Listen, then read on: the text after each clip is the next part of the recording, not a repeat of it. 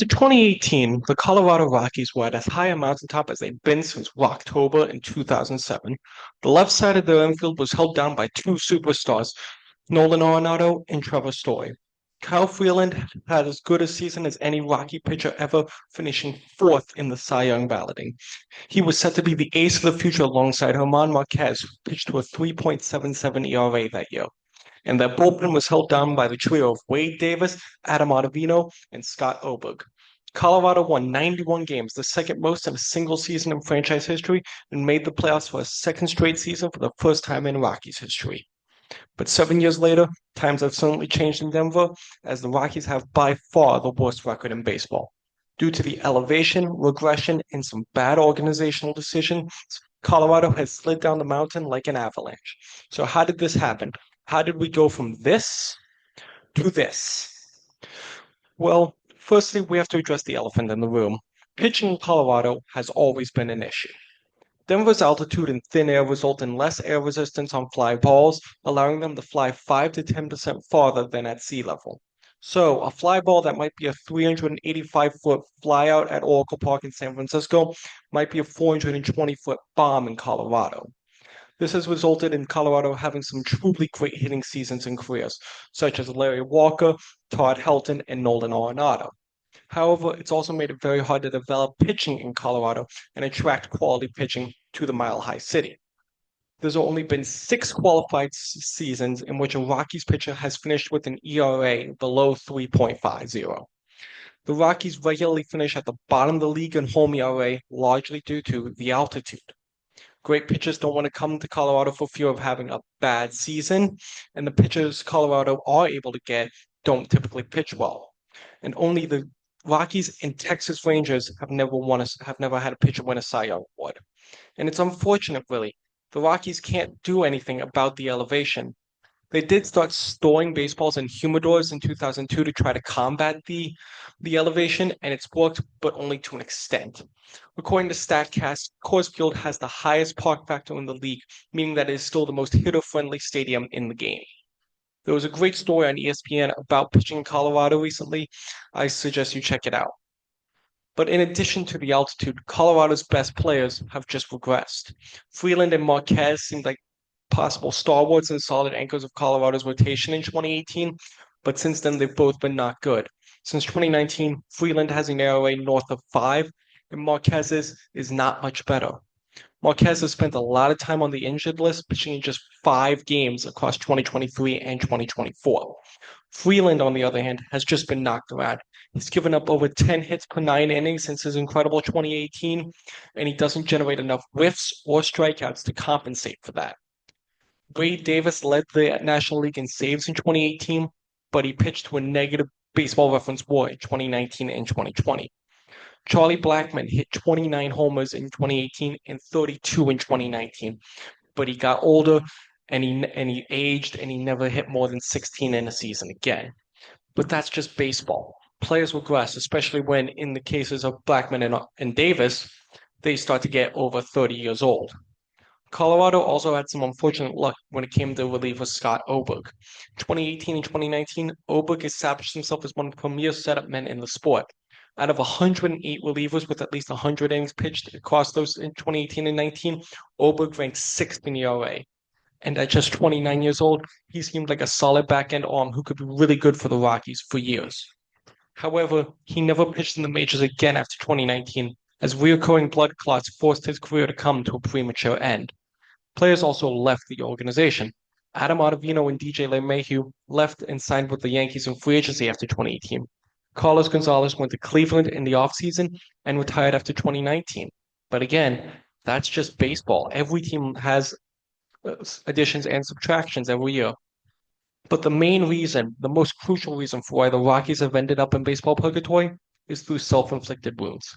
Many of the decisions the organization has made are puzzling, curious, and made absolutely no sense. This is really shown in two examples, both of which tie into each other perfectly and show just how little Colorado's front office understands about how to run a baseball team adequately. Just before the start of the 2019 season, the Rockies and Nolan Arenado agreed to an 8-year, $260 million extension to keep him in Colorado through 2027. Arenado, one of the 10 best players in the sport at the time, was said to be a lifelong Rocky, much like Todd Helton. He had a strong 2019, finishing top 10 in MVP voting for the fifth straight season and winning his seventh Gold Glove in his seventh big league season. However, the Rockies regressed, winning just 71 games and finishing fourth in the NL West. The following season, the shortened 2020 pandemic season, Colorado again finished fourth in the division, and Arenado again won the Gold Glove. But off the field, tension was mounting. Arenado seemed displeased with the direction the organization was taking. He said in February 2020 that, quote, there's a lot of disrespect around here, and that there was no longer a relationship between him and then Rockies general manager Jeff Bridich. A year later, right before spring training, the Rockies dealt Arenado and cash considerations to St. Louis for a five-player haul headlined by Austin Gamba, who'd spent parts of 2 seasons with the Cardinals.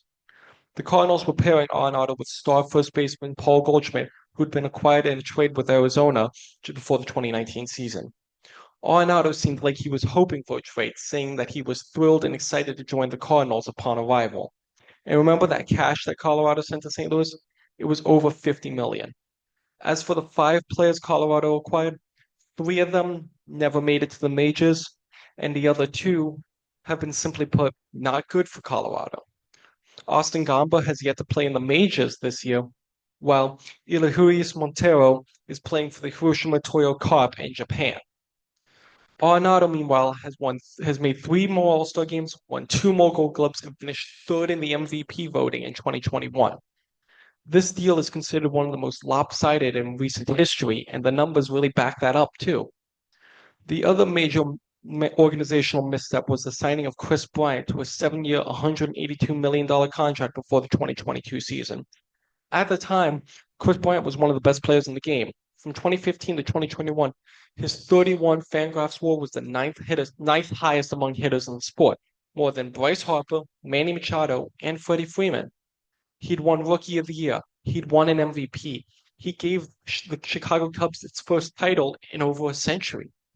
Chris Bryant was one of the premier players in the sport, and entering his age 30 season seemed primed for a good back half of his career.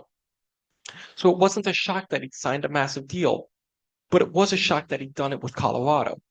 As I said earlier, the Rockies had just dealt off a massive deal in Arenado a year earlier, so why would they sign another big deal?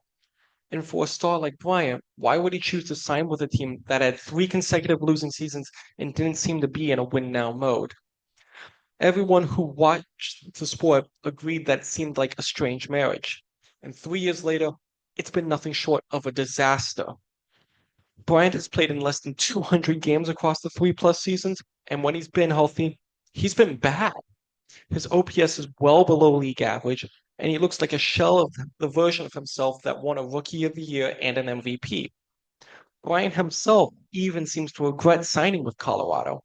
In an article in February 2024 with The Athletic, he said that he saw everyone reporting to spring training after the lockout and felt that he needed to hurry up and sign with somebody. And the deal has left Colorado's hands tied. Bryant has no trade value now, and the Rockies can't DFA him without having to pay the 80+ million that's left on his contract. The Rockies dealt Arenado so they wouldn't get stuck with a long-term deal with an aging player on their payroll.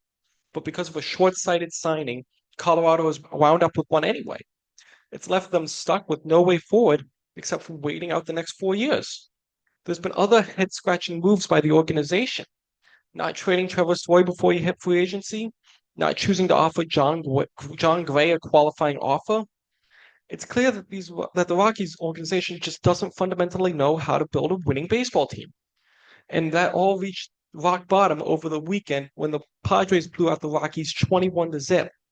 The following day, manager Bud Black, who'd led the Rockies to their consecutive playoff appearances, was fired. But firing Black won't solve this issue. This is an issue that goes deeper than the on-field product. This is an organizational problem that will only be solved if there's a complete reset.